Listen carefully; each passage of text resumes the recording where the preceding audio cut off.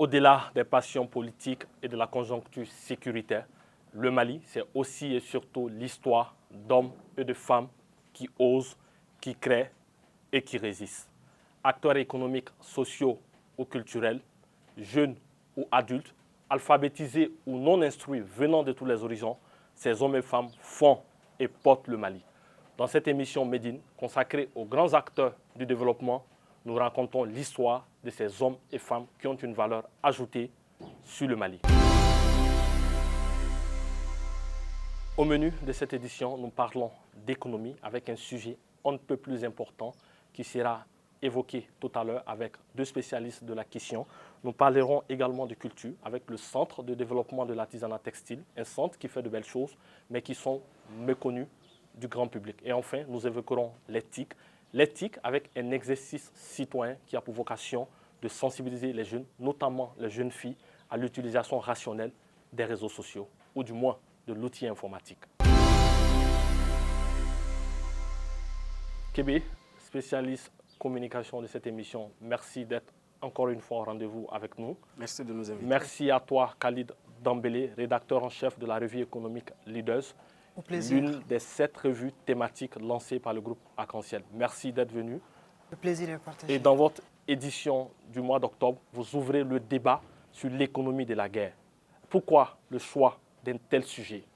En effet, cette opportunité que constitue justement la guerre, lorsqu'on veut l'étudier, on se rend compte que la guerre constitue en effet une opportunité pour un certain nombre de grandes puissances économiques de booster leur croissance économique. En cela, on retrouve les travaux justement d'un brillant économiste, un spécialiste de l'économie des conflits, du nom d'Antoine Pietri, qui a démontré effectivement une théorie du nom de la théorie de la rivalité coercitive. Ça veut dire quoi? Ça veut dire que les États, dans cette confrontation internationale, dans la guerre, cherche un moyen justement pour tirer profit de ces conflits-là. Lorsqu'on jette un aperçu juste laconique des statistiques mondiales sur les guerres à travers la planète, on va se rendre compte facilement que parmi les 5 pays du Conseil de sécurité des Nations Unies qui veille justement pour le processus de la paix, 4 de ces pays-là constituent justement les 4 premières industries de l'armement en la matière. Cela voudra dire quoi? Cela voudra dire que quelque part il y a un paradoxe. Le paradoxe c'est quoi? C'est que les mêmes qui nous disent de ne pas justement se battre entre nous, les mêmes qui nous disent qu'il faut justement lutter contre les guerres, qu'il faut justement amener la paix, sont les mêmes là justement qui fabriquent des armes, qui nous vendent des armes, qui justement, la vente des armes constitue une place importante dans leur croissance économique. La preuve, les États-Unis d'Amérique sont la première puissance économique au monde et la première puissance militaire au monde. En cela, je vous donnerai un chiffre, 600 millions de dollars constituent justement le budget de l'armée américaine. 600 millions de dollars, c'est plus que le PIB de la sous-région. Donc, quand on regarde tout ce constat, on voit facilement que la guerre constitue une opportunité économique pour ces puissances économiques mondiales. Kébé, économie de la guerre, serait-il un pis-aller que de parler de communication de la guerre? Non, pas du tout. Je pense que la communication s'intègre bien dans tous les schémas de guerre. On pense que la guerre est avant tout militaire, mais je pense qu'elle est aussi et stratégiquement communicationnelle. Pourquoi est-ce que je le dis? La guerre ne se fait pas parce qu'on est fâché contre un tel ou un tel. La guerre se fait parce qu'on veut défendre des positions, on veut défendre des idéologies. Et il faut vendre cette idéologie. Donc toutes les guerres se vendent. Et quand je dis qu'elles se vendent des deux côtés. Si on a des protagonistes, à supposer que dans une guerre, on n'ait que 2 protagonistes, les 2 protagonistes doivent communiquer pour dire qu'ils ne sont pas forcément les méchants, ils sont les plus gentils. Aujourd'hui, quand vous regardez l'histoire des guerres, à commencer par la guerre mondiale, tout ce qui était lié à la communication, c'était d'abord de la propagande. On a commencé à faire comprendre qu'il y avait une idéologie qu'il fallait accepter, qui était la meilleure par rapport à une autre. On a les alliés et l'axe. Chacun, dans sa communication, devait se mettre en avant. Dans le cas sous-régional, il l'a évoqué tout de suite. Vous l'avez dit dans votre introduction. Bien sûr, quand on voit les chefs d'État de la CEDEAO se réunir au Burkina pour parler de terrorisme, l'idée aussi, quelque part, c'est d'inviter des partenaires. Donc la communication a son rôle à jouer à ce niveau-là. Dans toutes les guerres, la communication a une place à jouer. Et je pense qu'elle a une place très importante parce que si on perd la guerre de la communication, très souvent, on perd la guerre parce que cette communication est à l'endroit de nos soldats, elle est à l'endroit de nos populations, et elle est aussi à l'endroit des partenaires stratégiques d'un pays éventuellement qui serait en guerre, donc, et des Nations Unies. Donc si la communication est ratée à ce niveau-là, on est sûr que notre armée moralement est affectée, on est sûr que nos populations ne nous feront pas forcément confiance ou vont adhérer aux idéaux du camp opposé. On le vit quelque part au Mali. Et donc, je pense que la communication a un rôle à jouer et joue ce rôle-là dans toutes les guerres. Alors, Khalid, 1230 milliards, si c'est le montant investi par le Mali dans le cadre de la loi d'orientation militaire. 1230 milliards, mais qu'à cela ne tienne, il y a beaucoup de choses qui sont dites. Il y a des révélations qui continuent de fuser un peu partout. Est-ce à dire quelque part que le Mali n'a pas su tirer des dividendes de la guerre? Absolument. Quand on regarde aujourd'hui la situation actuelle, cela ne souffre d'aucune contestation. Pour la preuve, aujourd'hui, quand on regarde en 2012, la guerre, c'était au niveau, la rébellion plutôt, c'était au niveau de la région de Kidal.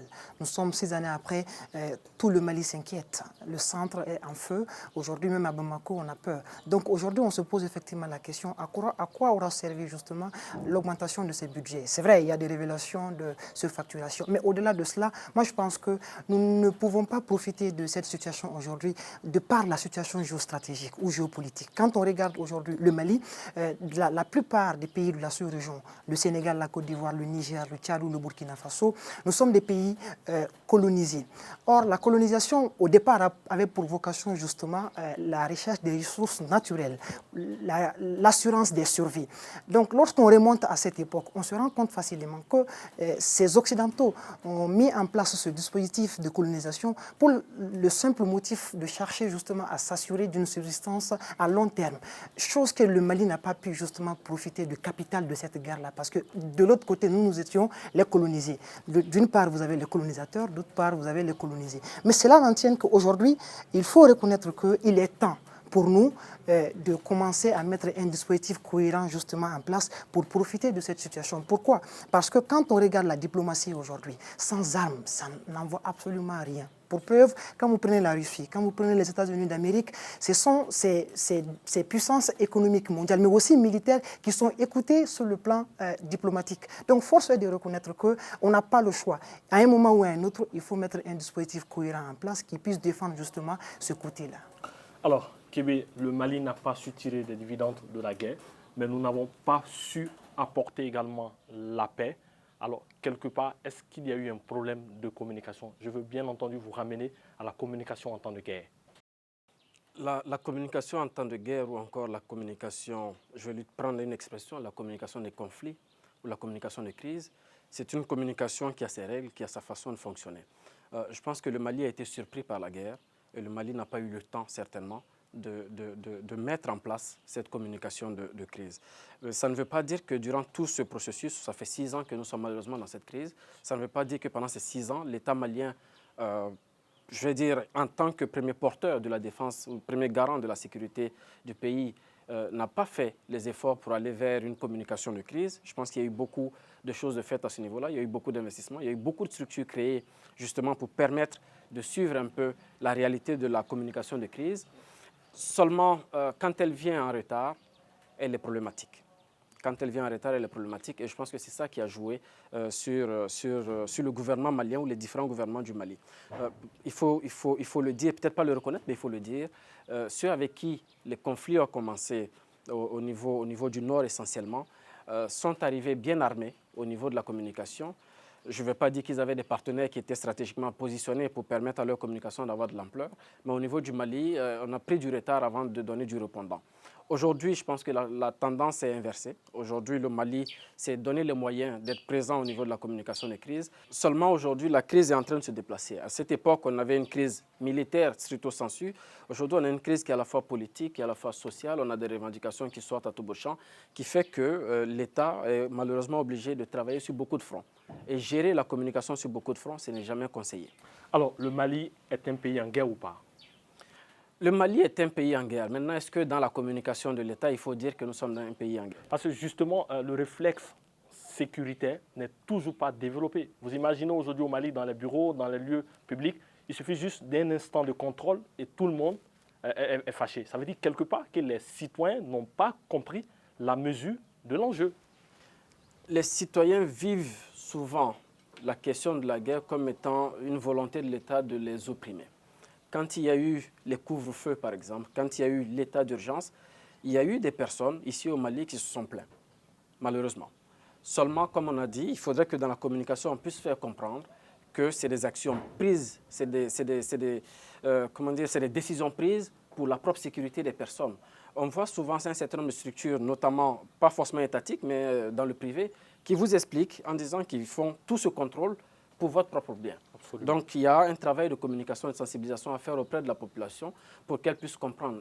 Ce qui est important de savoir, c'est qu'il ne faut pas compter que sur l'État pour faire cette sensibilisation-là. Je pense qu'il faut un engagement citoyen. Nous avions appelé cela à une certaine époque qu'il fallait créer au Mali une armée cyber-citoyenne. Une armée cyber-citoyenne, c'est très important d'évoquer ce thème parce que la sécurité n'est pas l'apanage de l'État, c'est une affaire qui concerne tous les acteurs de la société. Et à ce sujet, une association de jeunes a décidé d'aider d'autres jeunes, notamment des jeunes filles, à une utilisation plus rationnelle de l'outil informatique. Élément de reportage. Apprendre aux enfants à manier les outils informatiques pendant la période de vacances, telle est la mission que se fixe la coordination des associations et clubs pour la promotion des TIC CACTIC. L'initiative est mise en œuvre par l'accompagnement de l'Agence des technologies de l'information et de la communication AGETIC. Elle cible des jeunes filles et garçons de 7 à 16 ans. Sur les 263 inscrits au titre de cette 6e édition, il faut noter la participation de 100 jeunes filles. Pourquoi les filles? Parce que c'est l'avenir de demain. C'est le respect dû à la femme, comme Jafar l'a dit, respecte en toute femme le ventre qui est apporté.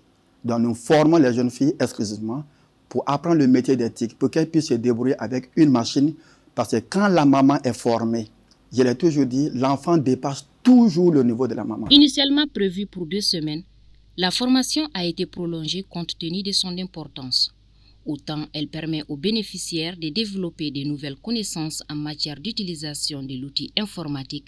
De la même manière, elle les oriente sur les bons réflexes à adopter face à la dérive sur les réseaux sociaux. Bon, on a le module son Microsoft Windows. Ça, c'est pour connaître d'abord la machine et avoir une idée comment pouvoir travailler sur la machine. Et aussi les différents logiciels d'application qui sont Microsoft Word, Microsoft Excel et Microsoft PowerPoint. Et après aussi, il y a codage informatique aussi qu'on a ajouté, plus l'Internet. J'ai appris à maîtriser les claviers et tout un autre tas de choses. On a travaillé sur Word hier et aujourd'hui on est sur Excel. J'ai appris aussi les 3 principes du clavier. La formation, elle m'a rapporté beaucoup de savoir. Et je remercie ceux qui ont eu l'initiative de le mettre en place. Auparavant, je ne savais pas comment manipuler beaucoup de trucs dans Word. Mais depuis hier jusqu'à aujourd'hui, j'ai appris beaucoup de choses dans le traitement de texte. Et aujourd'hui, on a commencé à étudier Excel. Bon, j'ai jamais travaillé avec Excel, mais aujourd'hui, j'ai beaucoup travaillé avec ça. Rappelons que l'informatique est un domaine transversal qui touche tous les secteurs d'activité et permet d'accélérer le développement. À travers cette initiative, le CACTIC met en avant l'esprit des vacances utiles tout en jouant sa partition dans la promotion des nouvelles technologies de l'information. De retour sur le plateau, Kébé, je vous avais interrompu à l'instant pour m'excuser. Je vous donne la primeur de la réaction sur cet élément. D'autant plus que c'est un peu mon secteur. Un reportage qui est intéressant à 2 niveaux. On a vu une association de jeunes qui s'engage, une association qui ne veut pas s'engager sur des actions communes, qui veut aller sur des questions nouvelles parce que les technologies sont un peu nouvelles, faire en sorte que des filles et des femmes puissent s'approprier cet outil-là. Je pense que c'est un élément très important à encourager. La deuxième chose que je retiens, c'est que c'est une notion des vacances utiles en réalité. Et ça aussi, il faut encourager, faire en sorte que ce soit des activités qui soient déployées un peu partout dans le pays pour que pendant les vacances, il n'y ait pas une certaine forme d'oisiveté, que les gens puissent se trouver une activité qui est profitable demain. Khalid, le capital humain fait-il partie de la dynamique de guerre? Absolument. Avant aujourd'hui, d'abord je salue l'initiative des jeunes qui ont entrepris ce projet. C'est à saluer avec beaucoup de rigueur. Quand on regarde aujourd'hui, il y a une nouvelle théorie de la croissance économique qu'on obtient de l'économiste prix Nobel 1995, Robert Lucas, qui nous stipule la chose suivante. Il dit la croissance peut provenir justement de la formation, de la connaissance, du savoir et de la technologie. Et moi, en voyant effectivement de tels projets, ça me fait effectivement penser à cela. Je me dis que nous sommes dans une société où la formation est problématique, où les questions liées justement au chômage sont problématiques, où justement la dynamique du marché du travail aujourd'hui nous pose la question de l'adéquation entre la formation universitaire et les besoins demandés par les entrepreneurs ou les entreprises. Donc force est effectivement de saluer d'abord l'initiative et de dire que on doit migrer vers là. On doit partir vers ça. Aujourd'hui, on ne parle plus en termes de main-d'œuvre, mais plutôt de capital humain. L'être humain est un ensemble d'aptitudes, de qualités, de connaissances et de formation. C'est ce qui aujourd'hui est demandé. Donc quand je regarde de telles initiatives, ça me rassure. Ça me dit qu'aujourd'hui, on peut compter sur des jeunes générations dans 20-25 ans qui seront prêts à répondre aux défis justement du Mali. Kébi, une action concrète qui n'a rien à voir avec les activités folkloriques qu'on nous propose en la matière. Est-ce que quelque part, même au niveau étatique, il ne faudrait pas aller vers des actions comme ça à impact rapide et social? Je pense que l'État a compris la mission parce que dans le reportage, il est question d'un accompagnement de l'AGETIC, qui est la structure en charge des questions de développement éthique au Mali. Donc si déjà l'AGETIC endosse cette activité-là en accompagnant cette association, je pense que l'État a compris. Mais derrière, je sais que nous sommes dans une semaine, nous sommes en pleine vacances.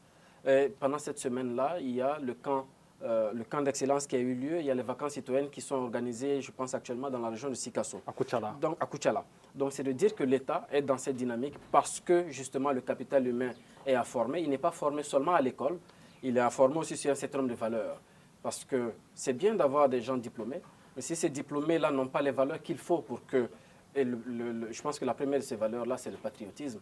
Si on ne partage pas comme il faut le patriotisme, on aura beau avoir des diplômés, ils ne seront pas utiles à la nation. Donc, sincèrement, je crois que l'État a compris et l'État s'est engagé dans cette mission-là déjà, sans parler pour autant pour l'État. Khalid, je reviens à l'économie de la guerre. Au-delà de cette question qui est soulevée dans votre revue, vous parlez également des chiffres sur la vente des armes dans le monde, au Mali et dans la sous-région. Vous évoquez également le cas de l'Algérie.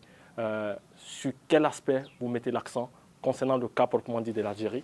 Aujourd'hui, quand on parle de l'Algérie, il faudrait effectivement penser à la répartition du budget qu'ils allouent au secteur de la défense. Et cela est clair. Quand on regarde la sous-région, il n'y a pas un seul pays qui est plus armé que l'Algérie. En termes d'équipement, en termes de formation des hommes surtout, et surtout en termes d'hélicos, des avions de combat et de chasse. Donc c'est un pays qui est très fort sur le plan militaire. Reste à savoir, est-ce que nous, aujourd'hui, en tant que pays frontalier de l'Algérie, ça nous profite en quoi? Alors, Kébi, dans la géopolitique mondiale, plus on est fort, plus on se fait écouter ou on se fait entendre? Je vais prendre l'exemple de la Corée. Je ne dirais pas que la Corée du Nord, je précise, je ne dirais pas que la Corée du Nord est forte. Seulement, elle a une arme ou elle menace avec une arme, potentiellement, qui est très destructrice, qui fait qu'aujourd'hui elle est écoutée. Donc nous avons obligation, je pense, sans être un spécialiste de la défense, nous avons obligation à aller vers des armements, à nous équiper, à être forts militairement pour que, bien sûr, que ce soit dans notre région ouest africaine ou au niveau mondial, que nous puissions être écoutés. Je pense que c'est une nécessité et l'État malien, encore une fois, je pense, l'a compris parce que vous avez évoqué les 1200 et quelques milliards investis sur 5 ans. De ce que j'ai compris, ce n'est pas une finalité, ça va continuer. Donc forcément, il nous faut aller vers une armée beaucoup plus forte. Seulement, je vais préciser encore une fois, les armes et les hommes ne font pas la guerre, pas seulement. Il faut aussi intégrer toutes ces questions de communication stratégique. Voilà, chers téléspectateurs, c'était là pour vous en exclusivité quelques éléments très intéressants qui seront développés dans le prochain numéro de la revue économique Leaders, une revue que vous trouverez en kiosque dès le 1er octobre prochain. Khalid, merci d'avoir répondu à notre invitation. Kébi, très bien habillé. Toujours habillé par le CDAT, Made in Mali. CDAT. Alors, nous avons un reportage sous la main du CDAT qui montre un peu le savoir-faire de cette structure que je vous propose de suivre et nous revenons sur le plateau pour en parler. Le Mali occupe la première place de producteur de coton en Afrique. Mais seulement 2% de cette production est transformée localement. Ainsi, pour valoriser le coton et le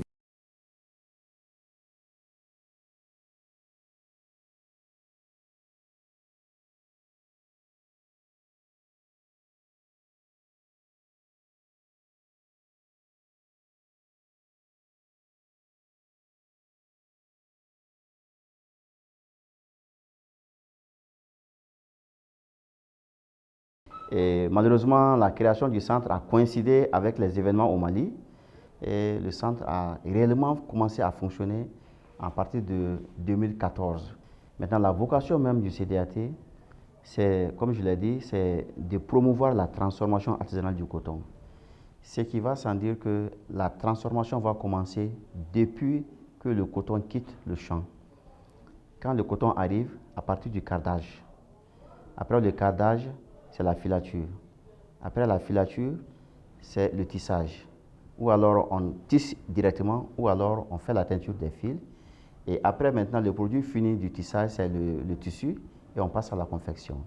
Les pagnes tissées du Mali représentent un véritable symbole pour les différentes communautés. Par-delà, ils sont aujourd'hui portés sous d'autres cieux. Pour le CDAT, il est primordial de valoriser cette filière pour valoriser le leadership du coton malien sur la scène internationale. Beaucoup de gens viennent y voir les tissus. Ils se posent la question, quel modèle je peux utiliser pour en faire? Donc, maintenant, pour pouvoir mieux attirer les gens, donc nous avons un atelier de confection ici avec un styliste. Donc, les produits qui sortent, donc nous faisons plusieurs modèles avec ces tissus pour que les gens sachent réellement que ces tissus peuvent être utilisés dans tous les modèles, que ce soit les vestes, que ce soit les abacos, n'importe quel modèle de tissu industriel. Les costumes, tous les prêt-à-porter industriels, ces mêmes tissus peuvent être confectionnés en la matière. Chaque tissu a un nom ici chez nous. C'est pourquoi vous voyez, ça c'est un tissu qu'on appelle le tissu Nyara. Tout le monde connaît, ça c'est avant, nos parents portaient lors du mariage, donc le grand boubou du mari, donc ça c'est le Nyara. Bon, le tissu qui est là, ici, on l'appelle Djisra. Djisra. Ici, Nyara, Nyara Sina, comme s'il est en train d'imiter le Nyara. Ici, c'est un tissu que nous-mêmes nous avons nommé Ntolé. Chaque tissu a un nom et a un prix. Le prix dépend de la largeur du tissu. Les tissus 0,80 sont à 3 000 francs. Les tissus 1,20 m souvent sont à 3 500, d'autres à 4 000. Ça dépend de la technique de tissage. Je dirais que la transformation du coton va nous apporter mieux que la production d'or. L'artisanat textile ouvre de multiples opportunités de création d'emplois et de richesses. En mettant en place le CDAT, le gouvernement malien prend la mesure de cette nécessité. Il en faudra beaucoup plus pour une promotion du secteur.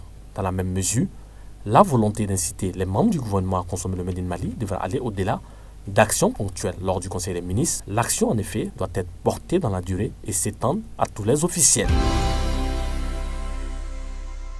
De retour sur le plateau, après un très bon élément sur le CDAT qui a habillé Kébé. C'est un reportage qui vient après une semaine Bogolan.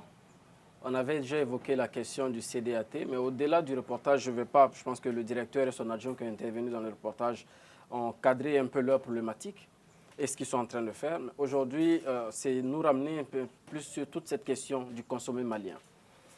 J'ai mon formateur en communication, M. Touré, sans lui faire de publicité, qui aimait dire qu'il nous faut arrêter d'être des consommateurs, il faut que nous soyons des consommateurs. Aujourd'hui, le Mali a besoin de ça. J'ai évoqué la question du patriotisme, je reviens là-dessus. Il faut que nous soyons aussi des patriotes économiquement, que nous créions les moyens que notre économie, sans faire ombrage à l'économiste qui est avec nous, trouver le moyen que notre économie puisse en elle-même vivre. Nous n'avons pas forcément besoin d'importer, d'exporter, d'importer surtout des choses que nous pouvons avoir chez nous. On peut s'habiller en CDAT, on peut s'habiller en coton malien, on peut participer à cette transformation du coton pour qu'elle soit beaucoup plus rentable pour nos économies. Et c'est valable pour d'autres secteurs. Vous avez évoqué tout de suite la revue Leaders. Je sais que la revue Agriculture fait un très bon élément sur le sésame, où on se rend compte que nous produisons plus de 40 000 tonnes Et ces 40 000 tonnes, malheureusement, sont pour la plupart à 90% exportées. On ne les consomme pas comme si ce n'était pas un produit de chez nous. Donc, il faut que les consommateurs maliens deviennent de plus en plus des consommateurs. Alors, la promotion du Made in Mali, est-ce que joint quelque part vos théories économiques, Khalid? À un moment donné, il faut qu'on arrête de faire de nous des consommateurs de produits finis et un puits où on peut puiser justement de la matière première. Force est de reconnaître qu'aujourd'hui, l'Afrique a de la potentialité. Le Mali en particulier a une grande potentialité dans plusieurs domaines. Aujourd'hui, nous évoquons le coton. Il faut rappeler que nous sommes quand même premiers exportateurs de coton de la sous-région. Moi, je suis habillé justement en veste qui a été importée. Je me dis que si toutefois nous avons des hommes chez nous bien formés à faire ce travail-là, des machines qui peuvent le permettre justement d'aller dans ce sens-là, ça allait être un plus pour eux. On allait créer une chaîne de valeur autour de cela. Donc, aller vers l'industrie, c'est justement aller dans une optique de diminution du taux de chômage. Et quand il y a moins de chômage, il y a moins de crispation sociale. Alors, je suis en veste, il le disait, un aveu ou juste un exemple? Non, un constat plutôt. Je dirais que le style est universel. Il t'arrive de porter souvent du Made in Mali? Absolument, il m'arrive de porter des tissus faits chez nous ici. Je me dis que le constat aujourd'hui, c'est que il faut qu'on sorte de cette situation. Il faut valoriser le Made in Mali, il faut valoriser les produits maliens. Ça vient effectivement d'un sentiment de patriotisme, mais moi je pense que si le consommateur aussi a un goût, c'est une question de préférence. Si je veux porter une veste et que je sens que la veste dont j'ai besoin, je n'arrive pas à le trouver ici. C'est une question de préférence. Absolument, Kébé. Le CDAT, on l'a vu dans le reportage, ils font de très belles choses. Est-ce que quelque part, nos artisans ne devraient pas travailler à apporter de nouvelles offres qui peuvent allier modernité et tradition? Ce n'est même plus nos artisans. Je pense que nos stylistes sont déjà dans ce travail-là. Aujourd'hui, le directeur du CDAT, je pense, dans le reportage l'a dit. Il dit qu'ils font justement des vestes, ils font des costumes, ils font tous les styles de vêtements. La question, pour moi, va se poser à un autre niveau. Qu'est-ce que nous faisons justement pour accompagner le développement de ces artisans-là? Qu'est-ce que nous faisons pour accompagner le développement de ces stylistes? La semaine dernière, on l'a dit dans l'émission avec Mme Diko, que l'État a entrepris un certain nombre de choses, mais est-ce que c'est suffisant? La question est à ce niveau-là, parce que le CDAT, malheureusement, ils ont de la volonté, mais il faut le savoir, les finances ne suivent pas. Ils ont toute une politique à mettre en œuvre, mais les finances, malheureusement, ne suivent pas. Donc, il faudrait peut-être, en un premier point, encourager l'État à investir dans ce domaine parce que, je ne vais pas trahir le secret, mais la culture et l'artisanat ne sont pas les premiers à bénéficier des finances de l'État. C'est des secteurs qui ont que de 0, quelques pourcents, moins d'1% en tous les cas du budget de l'État. Donc, trouver le moyen de rehausser ce budget-là pour que l'État puisse lui-même se permettre d'accompagner nos artisans, d'accompagner nos stylistes parce que... Quelle alternative de financement parallèlement au budget national? À deux niveaux. La production interne, déjà, parce que le CDAT a vocation aussi à vendre des produits, la preuve, ils en font. Mais le deuxième niveau, c'est de faire ouvrir les portes à des partenariats extérieurs. On sait aujourd'hui que l'Inde se développe beaucoup dans ce domaine du textile. Ils ont une technologie qui existe.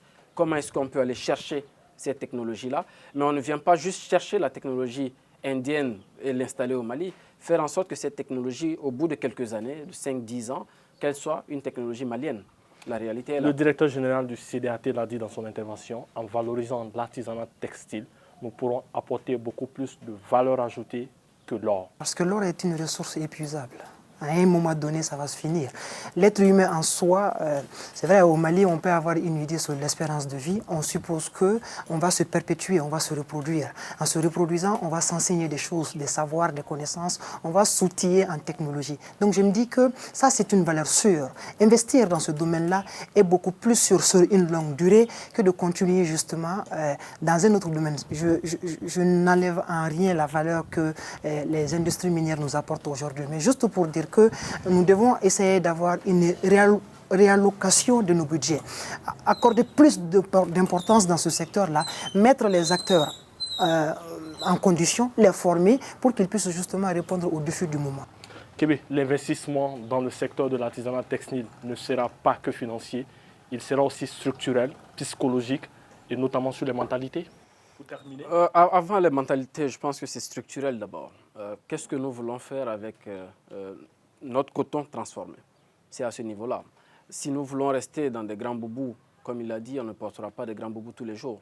Donc structurellement, il faut que nous décidions de ce que nous voulons faire avec ce coton transformé. Ce coton transformé, si on veut qu'il remplace demain l'or, ce ne sera pas le marché intérieur malien qui va le permettre, c'est de voir quels sont les marchés extérieurs que nous pouvons aussi alpaguer. Donc il y a un travail à faire à ce double niveau-là, je crois. Et encore une fois, vous allez dire que je suis un bébé nourri à la communication, mais encore une fois, je pense que la communication a son rôle à jouer à ce niveau-là. Merci Kébé, merci à vous. Notre spécialiste communication. Merci également à toi, Khalid Dambélé, notre spécialiste économie. Merci surtout à vous, chers téléspectateurs, vous qui nourrissez cette émission en la suivant, en la commentant. Nous vous donnons rendez-vous prochainement pour un autre numéro de Médine.